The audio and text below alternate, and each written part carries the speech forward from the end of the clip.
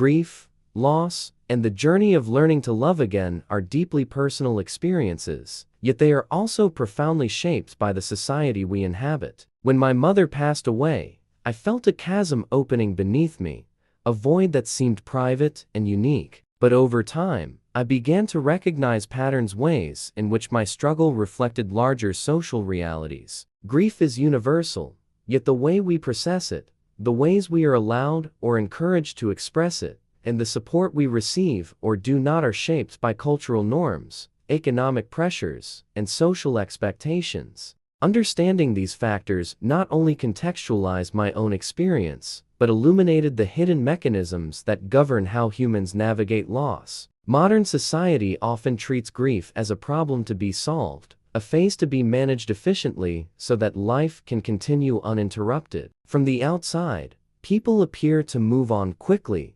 maintaining routines, attending work, and presenting themselves as functional members of society. Social media reinforces this illusion with curated snapshots of happiness, success, and resilience. But these appearances are deceptive. Studies consistently show that losing a parent in adulthood has long-term effects on mental health, emotional well-being, and even physical health. According to research, adult children who lose a parent are at higher risk of depression, anxiety, and complicated grief that can persist for years. Their relationships, career trajectories, and capacity for intimacy are all affected, often in ways that are invisible to casual observers. My experience mirrored these findings. While I navigated work and school, each day was an internal battle, a negotiation between outward performance and inward turmoil. The societal expectation of functioning despite grief is particularly pronounced in cultures where stoicism is valued. From a young age,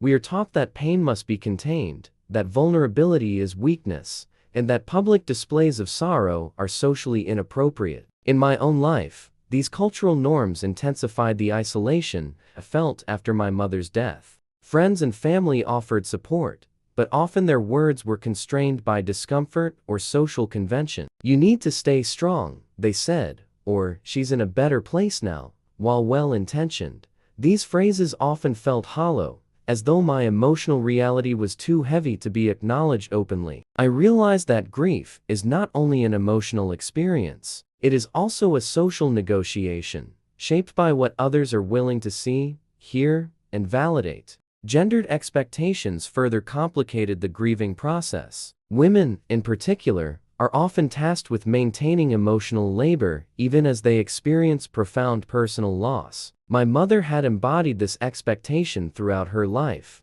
balancing family, work, and societal pressures with unwavering care. After her death, I found myself grappling with similar burdens. I had to navigate my grief while also attending to the needs of my sibling, managing household responsibilities, and maintaining a semblance of normalcy in my social and professional life. The expectation to perform resilience, to protect others from my own pain, was both a reflection of her legacy and a societal norm that often renders women as suffering invisible. Romantic relationships present another layer of complexity in the context of grief. The death of a parent can leave emotional wounds that make intimacy frightening. Vulnerability, trust, and emotional availability are all tested. In my case, I found myself hesitant to engage in new relationships, wary that allowing someone close might lead to additional pain. Statistics support this experience. Adults who lose a parent often report challenges in forming secure attachments, increased fear of loss, and heightened sensitivity to perceived rejection. Yet, paradoxically, this vulnerability can also deepen empathy and the capacity to form meaningful connections. Grief, when processed thoughtfully, can become a catalyst for richer, more authentic relationships, as it teaches us about the fragility and value of life. Economic pressures exacerbate the challenges of grieving. In modern life,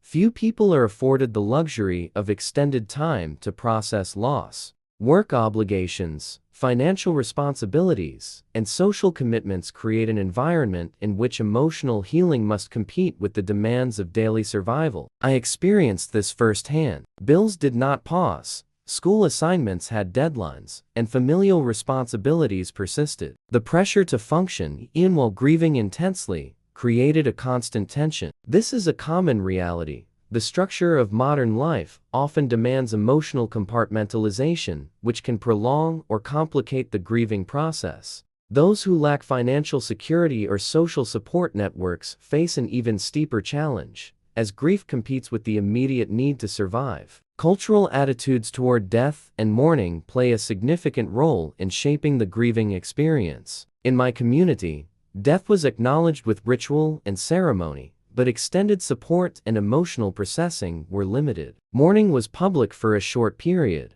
after which life was expected to return to normal. This cultural rhythm shaped my own expectations, both consciously and unconsciously. I found myself oscillating between periods of private despair and the societal imperative to maintain composure. Over time, I realized that my grief could not be neatly contained within cultural scripts. To heal, I had to create my own space for mourning, one that honored my mother's memory while allowing me to confront the rawness of my emotions. The ripple effects of grief extend beyond the individual. Relationships with friends, siblings, romantic partners, and colleagues are all impacted. In my own life, friendships that had been casual or surface level were tested. Some friends withdrew, unsure how to respond to my pain. Others offered support, but it was uneven, fragile, or temporary. My relationship with my siblings shifted dramatically. Where we had once relied on my mother as mediator and emotional anchor,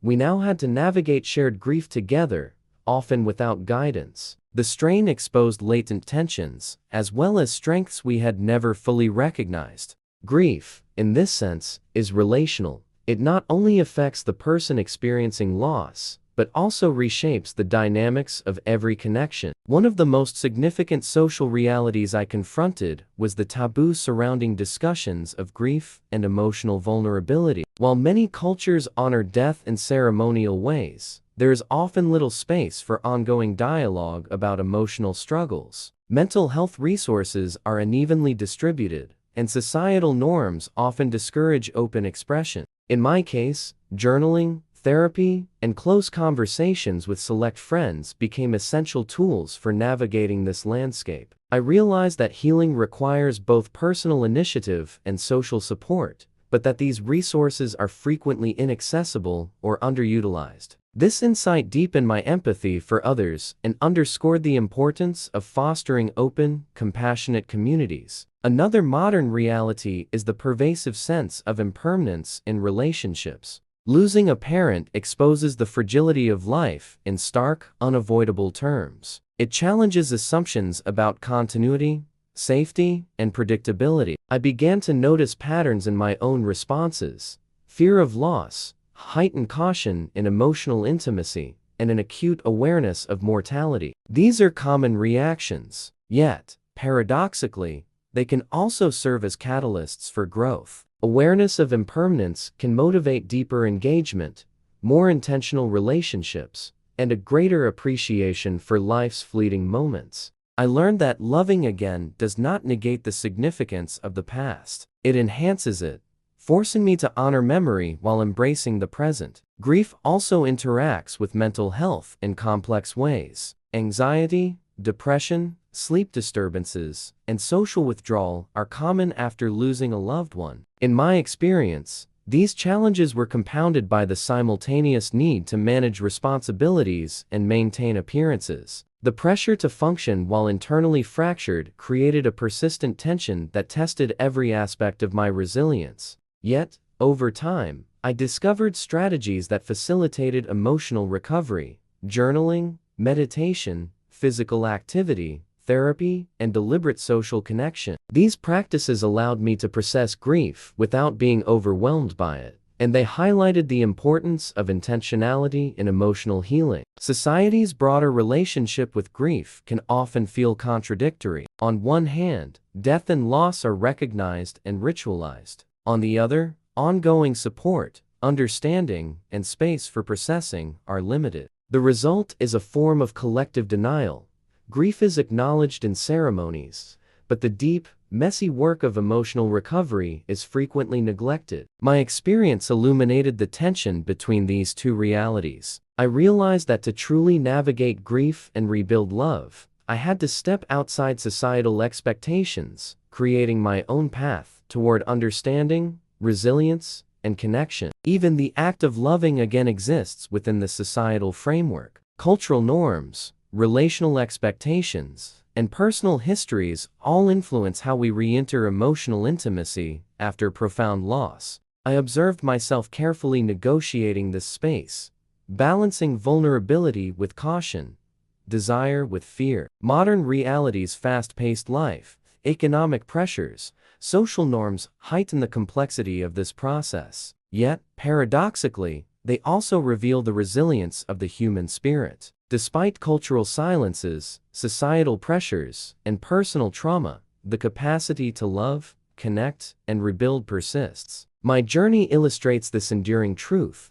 Grief is not the end of love, but an inflection point that demands reflection, courage, and intentionality. In reflecting on these connections, I came to understand that my personal experience was a microcosm of larger social patterns. Grief is shaped by culture, gender norms, economic realities, relational dynamics, and societal expectations. Healing requires both individual effort and systemic support. Emotional resilience, while personal, is also socially constructed. The lessons I learned from losing my mother are applicable not only to individual healing, but also to broader conversations about mental health, relational care, and societal compassion. Ultimately, the modern reality is this: grief is inevitable. Loss is universal, but healing is possible. It requires acknowledgement, intentionality, and the courage to embrace both absence and presence. It requires us to confront uncomfortable truths about mortality, impermanence, and human vulnerability. It challenges social norms, disrupts routines, and exposes hidden emotional currents. And yet, it also offers profound opportunities: the chance to deepen empathy, to cultivate emotional literacy, to build meaningful relationships, and to rediscover love, even in the shadow of profound loss. The societal patterns I observed: pressure to function, gendered expectations, economic constraints, relational strain, cultural silences were not obstacles to healing but rather context for it. Understanding these realities allowed me to navigate grief with awareness, to engage in relationships with intentionality, and to approach love with both caution and openness. Grief, when viewed through this lens, is not a private failure,